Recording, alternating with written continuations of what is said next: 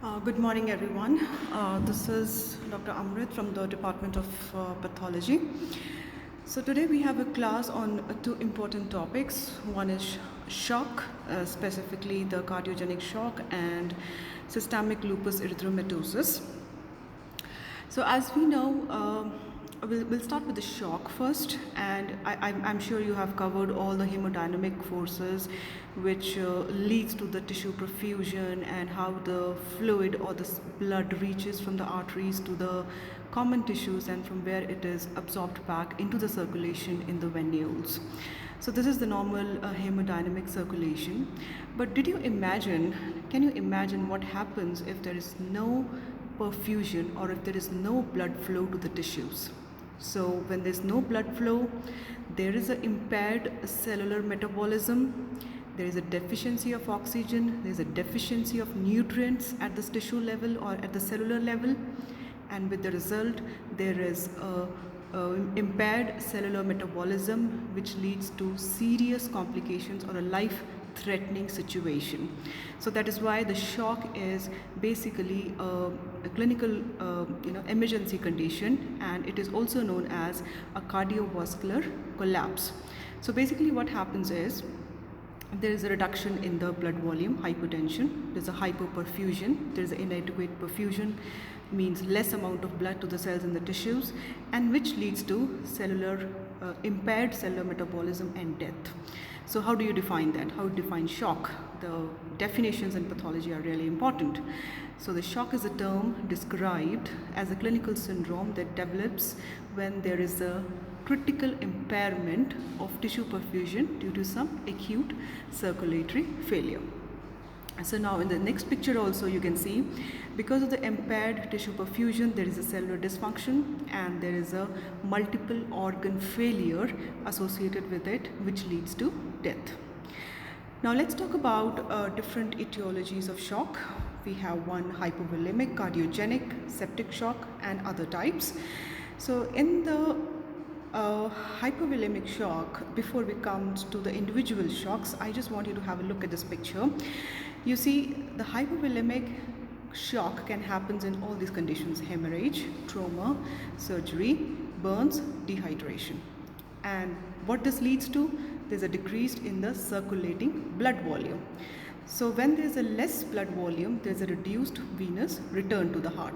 With the result, less blood to the heart, there's a less cardiac output. So there's a less blood flow to the body. So there's a less amount of oxygen, and there's an anoxia, and there is shock.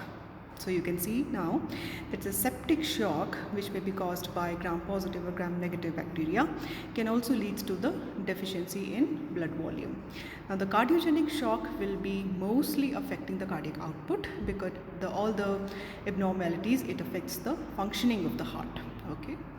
So what's the pathogenesis? What happens at the cellular level? Well, there is an inadequate tissue perfusion. What does happen in the tissues? So in the tissues, the aerobic metabolism gets converted into anaerobic metabolism. With the result, there's a lactic acid accumulation, there's a fall in the pH, and there is a metabolic acidosis. So when there is a acidosis, obviously sodium and water will follow, and there will be a cell membrane dysfunction.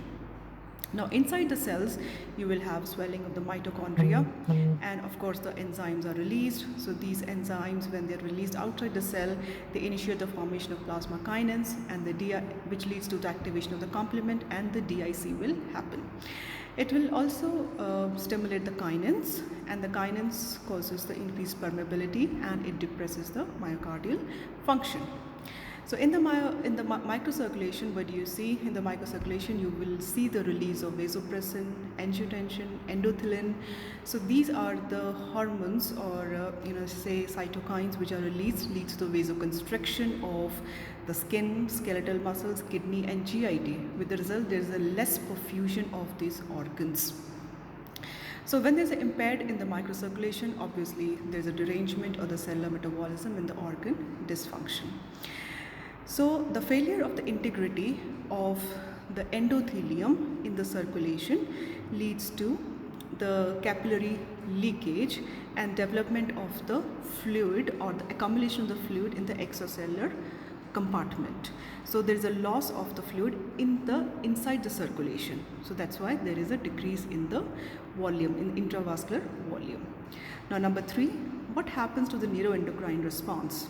Obviously there is a reduced vagal activity, so increase in heart rate and cardiac output, and there is a release of norepinephrine. With the result, there is a vasoconstriction in the peripheral vessels. So because of the disinhibition of the vasomotor center, there is a reduced vagal activity, and which leads to the hypotension. Now the cardiovascular response we have already discussed. What happens to the lungs? Let's see. The J receptors, or the carotid body chemoreceptors, they increase the minute volume, hypocapnia, and the primary respiratory alkalosis. So with the result, there is an increased VQ ratio. What is V? What is Q? Ventilation perfusion ratio. So what happens? What is ventilation? Ventilation is the inflow and outflow of the oxygen from the outside into inside the lungs. Perfusion, how much of oxygen which is inhaled goes to the body. So there is an increase in VQ ratio. So with the result, because of the increased workload, sometimes in the lungs there is a diaphragmatic muscle impairment might happen because of the hypoperfusion, which may result to ARDS and respiratory failure. So what happens to the kidneys now? Kidneys, there's a hypoperfusion, and there is a release of aldosterone by pituitary, which leads to the reduced GFR and oliguria. So on the microscopy on histopathology, you will see necrosis of the tubules, you will see tubular destruction by casts and debris, and there is an epithelial damage. Here there's a gross picture of the kidney. You can see both the corticomedullary junctions are not very delineated, and everything looks necrosed and pale. So this is acute tubular necrosis. So let's see what happens to the GID. Obviously the circulation to these organs is less, and in the gut you can see a lot of bacteria and antigens which start getting into the circulation, which can also add on to the shock. A similar necrosis also happens in the liver. And in the hematological responses, as I've told you, there will be a DIC, in which there is obviously the formation of the thrombus, and also there's a destruction of the platelets, which leads to both hemorrhage and organ dysfunction. Now in the inflammatory responses based on the bacteria, I think this inflammatory responses you've read in detail in the inflammation chapter. What happens, what are the different interleukins which are released, and what are different Th1, Th2, Th17, and what all are released in the circulation, and which leads to the formation of sepsis, or you can say aseptic shock. Metabolic disturbances, I think you can say that there is an increased in the carbohydrate, lipid and protein metabolism, and there's an increased hepatic gluconeogenesis. What is gluconeogenesis? It's just the formation of the glucose either from the protein or the glycogen or from the sugar. So the glucose is formed from the non-glucose part. So, and then there is a protein wasting, muscle wasting. So these are the things which happen in shock. I always like to give an extra material for the students to read in case they become interested.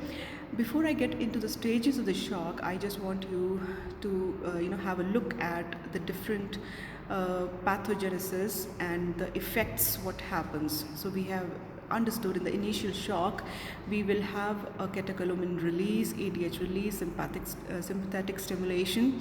With the result, what will happen, there's a vasoconstriction, the patient will go into hypotension, so tachycardia and cold clammy skin, and then the fluid conservation by the kidney. So this is the initial shock, the first stage of the shock.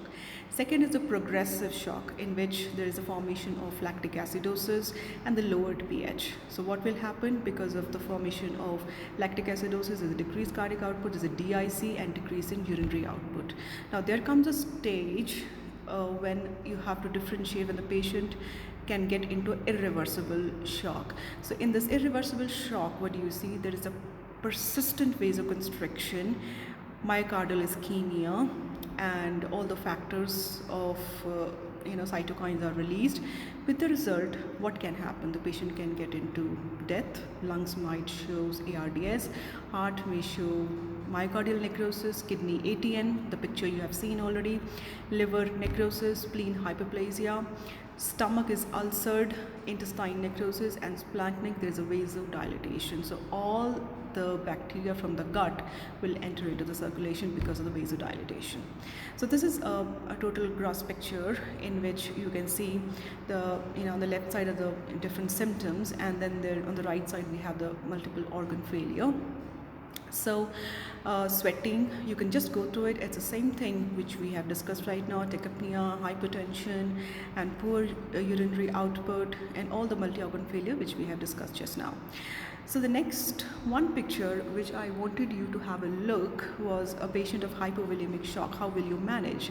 So you have to give the patient fluid replacement therapy, either in the form of DNS, whatever is provided in the in the wards, and also you can give a blood transfusions in these cases based on the presence of low hemoglobin and the WBC count, and also the platelet count, because DIC is happening. So this is the important one, a cardiogenic shock, which is important for your exam point of view. So this is a cardiogenic, as the name signifies, it is a primary dysfunction of one ventricle or the other. So the dysfunction is due to the myocardial infarction, congestive heart failures, arrhythmias, embolism, and systemic arterial hypertension.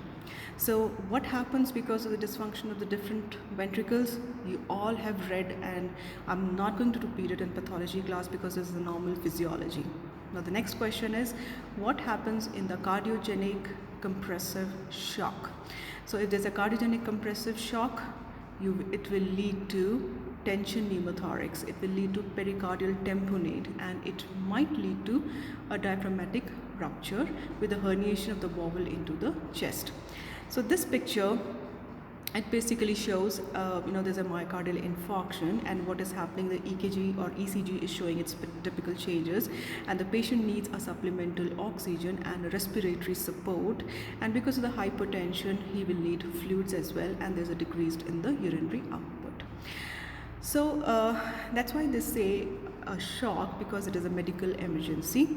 So the patient needs to be taken care clinically.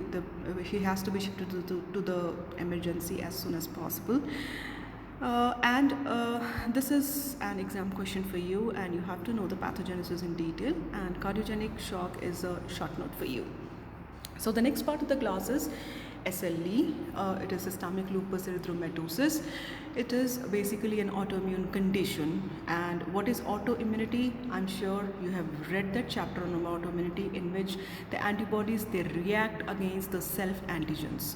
So there are basically autoantibodies, means auto means its own self antigen, and with the result there's a immune complex formation, and then there's a damage to the skin, to the blood vessels, to the CNS, to the kidney, to the joints.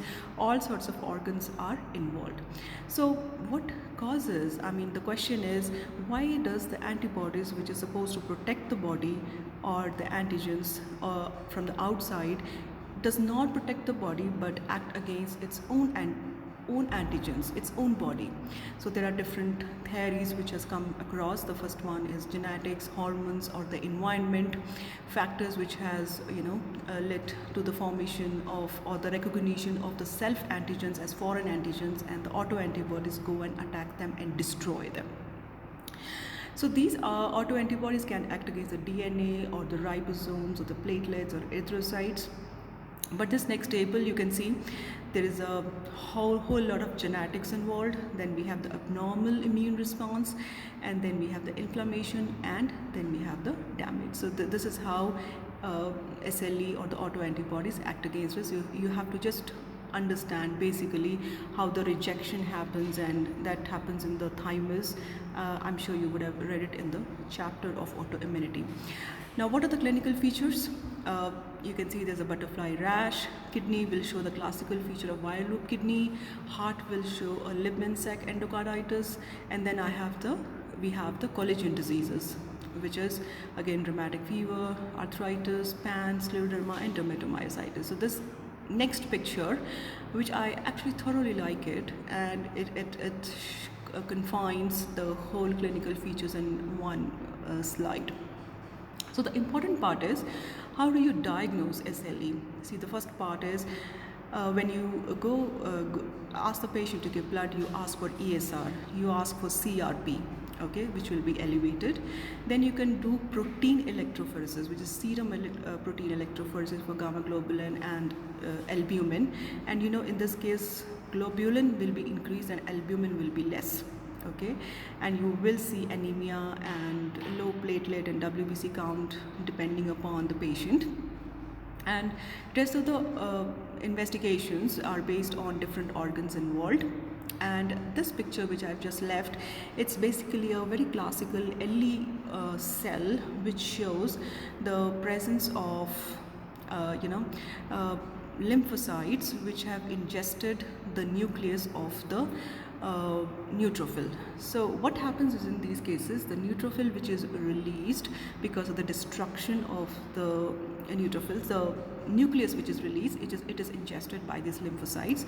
So these are known as LE cells, and this was like classically a classical example of SLE. But now I think the more diagnostic tests have come which are known as ANA, anti-DNA, anti-SM. So that's why the use of LE cell in the diagnosis of SLE has been discontinued. So you can see here the lower picture. Direct immunofluorescence, you will be able to diagnose these cells and on the lesional skin, and also the anti-nuclear antibodies which can be diagnosed in the blood sample, and it is very sensitive for SLE. Then autoantibodies, standard DNA specific for SLE, and anti-SM body specific for SLE. So if nowadays the most important test which we ask for SLE is ANA, anti-DNA antibody test, and anti-SM antibody test. Complement test and other are just the side tests which is not very commonly used. So I think I'm done. I have covered part of SLE. In SLE, you have to understand the definition, the pathogenesis, which is very classically given in this slide. You can see that the abnormal immune response, the one which is supposed to protect, go and forms the complex with the self-antigens and destroys them. And inflammation, you will see that all the organs are secondarily involved. And genetics, you have to understand there is a mutation in STAT4, IR5, and acquired immunity based on that. So all these factors, these genes, abnormal genes, are already present, and when the patient is exposed to certain environmental condition, these genes start expressing, and the patient starts showing the abnormal response of the immune system. So they always say these antibodies have a double-edged sword. They say it can also protect, but it can also destroy. Alright, so lab diagnosis of SLE can come as a short note for you. So in this class we covered both shock and SLE. So both these topics are important, so read well, and wish you all the best, and get back to me for any questions you have. Thank you so much.